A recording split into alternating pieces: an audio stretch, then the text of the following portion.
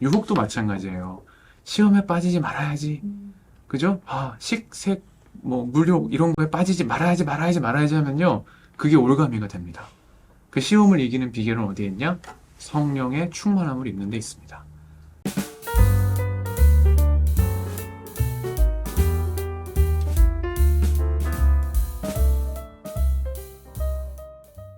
우리 계속해서 주기도문의 간구를 살펴보고 있습니다. 처음 3개의 간구, 나중에 4개의 간구 중에 오늘은 세 번째 해당하겠죠. 그래서 우리에게 일용할 양식을 주시옵고, 그리고 지난주에 공부한 우리에게 죄 지은 자를 사하여 준 것 같이 우리 죄를 사하여 주시옵고, 오늘은 우리를 시험에 들게 하지 마시옵고 입니다. 그리고 다음 시간에 악에서 구하시옵소서까지 공부하면은 주기도문의 7가지 간구를 다 공부하시게 되는 겁니다. 그 가운데서 오늘은 시험에 들게 하지 마시옵소서, 시험에 들게 하지 마시옵고 하는 예수님의 이 기도를 가르쳐 주신 기도를 같이 살펴보려고 하는데요.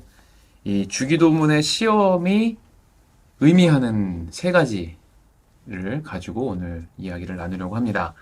제가 거기다가 써놨죠. 1번 T, 2번 T, 3번 T 그랬는데 3개의 T로 오늘 그 주기도문의 시험의 의미를 생각해 보실 수가 있어요.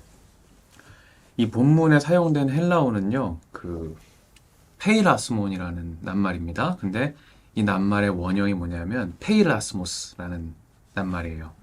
그래서 페이라스모스가 시험이라는 뜻의 헬라어인데 이 페이라스모스가 대체로 3가지 의미로 해석이 돼요. 그래서 오늘 그거를 가지고 여러분들하고 같이 공부를 하려고 합니다.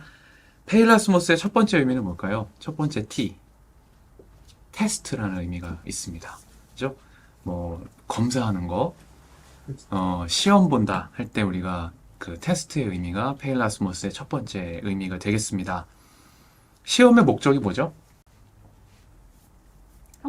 평가하는 거. 네. 평가하는 이유는 순위를 순위를 매기기 위함이라고 생각합니다만은 네. 사실은 평가의 목적은 배운 거를 잘 점검하기 위해서죠. 네, 중간중간에 시험들이 있잖아요. 퀴즈도 있고, 중간고사, 기말고사 있고, 쪽지 시험도 막 보고, 그렇게 하는 이유는, 중간중간에 그런 검사 과정을 마련해가지고, 지금 이 커리큘럼을 잘 따라가고 있나, 우리가 지금 공부하는 내용을 잘 숙지하고 있나, 그런 거를 점검하는 것이 시험의 목적이죠. 근데 이제 시험의 의미가 변질돼가지고 그걸 가지고 등수를 매기고 또 이렇게 차등적인 나열을 하는 그런 목적이 됐습니다만 시험에서 정말 중요한 거는 과정이에요. 이 과정을 얼마나 잘 따라왔냐. 그죠? 공부하는 과정에서의 이 목적한 바를 얼마나 잘 이루었냐 하는 것들을 중간중간에 점검하는 것, 그죠? 검사하는 거. 이게 이제 시험의 목적이죠. 학생들이 시험이 없으면 공부를 안 하죠. 우리 여기 선생님도 계시니까 학생들에게 시험이 없다. 그러면은 안 해요. 예. 제가 그 학교에서 강의를 열었는데 겨우 폐강을 면했어요. 그래서 도대체 나는 왜 자꾸 폐강을 겨우 면하냐. 그래서 제가 물어봤어요.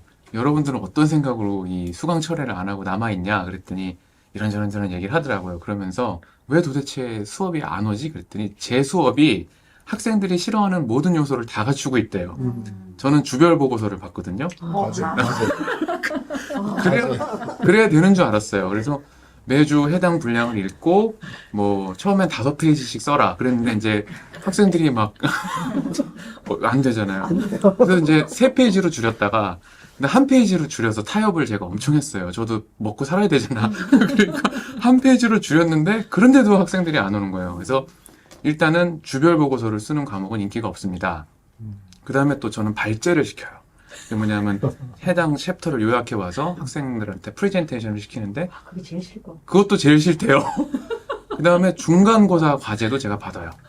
그리고 기말고사에는 소논문 같은 페이퍼를 받아요. 그러니까 주별 보고서 있죠. 발제 시키죠. 중간고사 페이퍼 받죠. 독서 보고서 받죠. 기말 또 소논문 받죠. 그러니까 폐강이 안 되는 게 기적이고. 맞습니다. 맞죠? 네. 그래서 겨우 게 많이 넘기는 거야. 항상 그 수강 얘기를 겨우 넘기든가.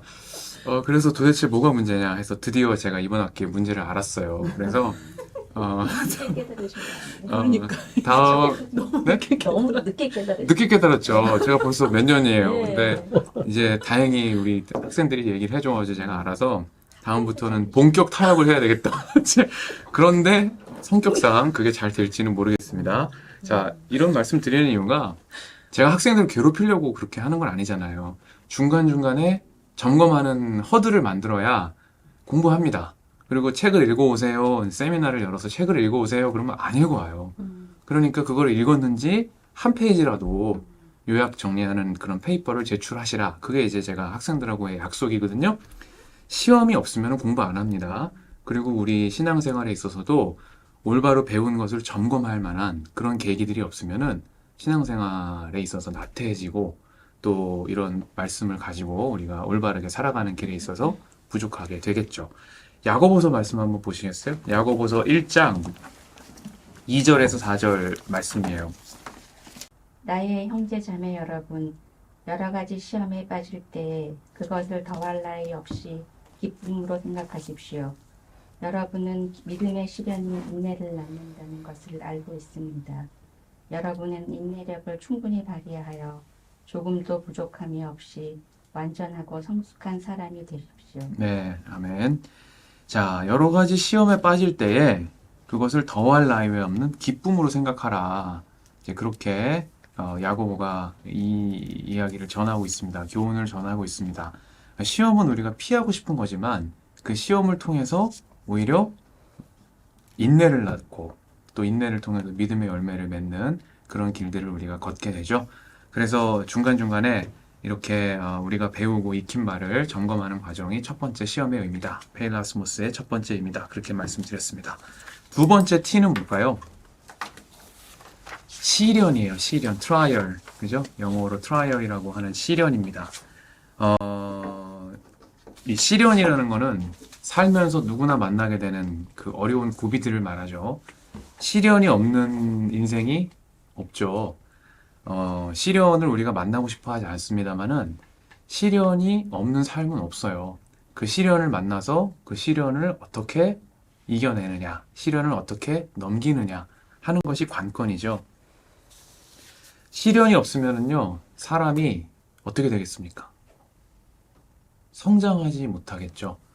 네, 온실 속의 화초처럼 모든 문제를 자기 스스로 해결하지 못하고 누군가가 해결해주는 삶, 내가 직면한 문제를 스스로 해결하지 않고 해결할 수 있는 능력이 없다. 그러면은 그 사람은 성장하지 못할 거예요.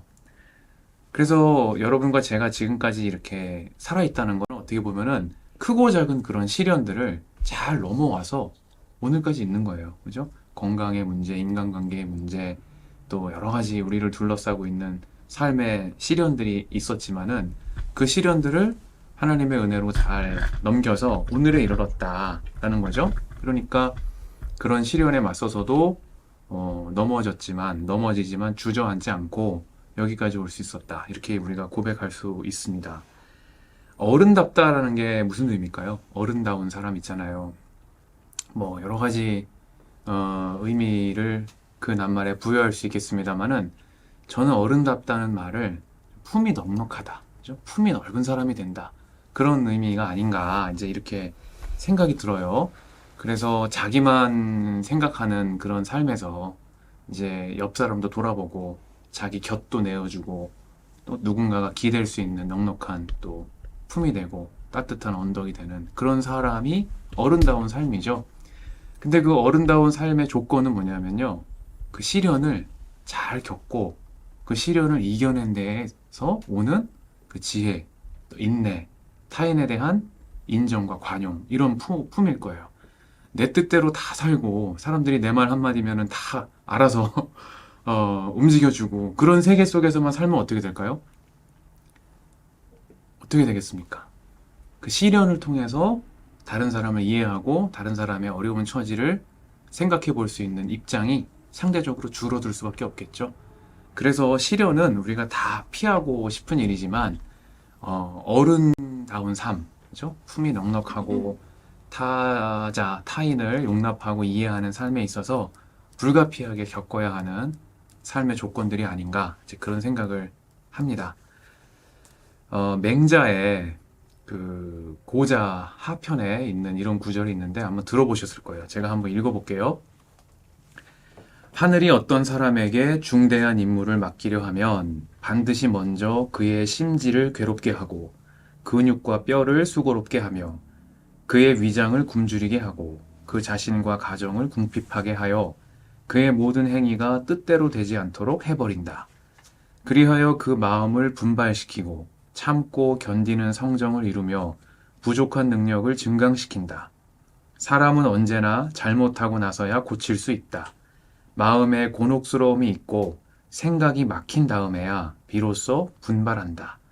이렇게 해서 우리는 우환 가운데 살고 안락 가운데 죽는다는 이치를 알게 된다. 우환 때문에 죽는 것 같잖아요. 걱정과 염려, 근심 때문에 우리가 못 살겠다 그러지만 결국에는 우환 가운데 사는 거죠. 어떻게 보면 그런 문제들을 극복하는 과정에서 우리 삶에 의미가 생기고 또 우리의 어떤 부족함을 채워주는 주변 사람들의 도움의 손길을 만나게 됩니다. 그리고 안락하면 살 것 같지만 이 맹자 얘기는 안락한 가운데 죽는다는 거예요. 또 왜 그럴까? 뭐 여러 해석이 있을 수 있겠습니다만 제가 볼 때는 안락한 삶은 타인의 도움을 필요로 하지 않아요. 자기 스스로 자기 충족적인 삶을 살게 돼요. 어떻게 보면은 이 현대 사회가 요구하는 삶의 모습은 그런 거예요. 다른 사람의 도움 필요 없이 나 스스로 자립하고 주체적으로 살고 내가 결정해서 내가 실행할 수 있는 능력을 지니는 삶. 이런 삶이 우리 시대가 요구하는 바람직한 삶이거든요. 안락한 삶이죠. 자유로운 삶. 근데 이 동양의 고전이나 성경이 이야기하는 바는 뭐냐면 그렇게 타인의 어떤 도움이 없는 이웃과 협력하지 않고 홀로 살아가는 삶이 안락 가운데 죽는 삶이다. 그런 얘기를 하는 거죠. 그러니까 이런 역설이 담겨 있다 하는 얘기를 드리고 싶어요. 마태복음 10장 39절에서 예수님 이렇게 말씀하시죠. 자기 목숨을 얻으려고 하는 사람은 잃을 것이고 나를 위하여 자기 목숨을 잃는 사람은 목숨을 얻을 것이다. 그렇게 말씀하셨잖아요. 그러니까 목숨을 얻으려는 사람은 목숨을 잃을 것이고 나를 위하여 자기 목숨을 잃는 사람은 목숨을 얻을 것이다. 그랬습니다. 그러니까 이런 시련을 우리가 피하고 싶지만 그 시련을 통해서 어떻게 보면 내가 죽고 그리스도가 살아나시는 그런 어떤 신앙의 과정에 이르게 되는 것이다 라는 거죠.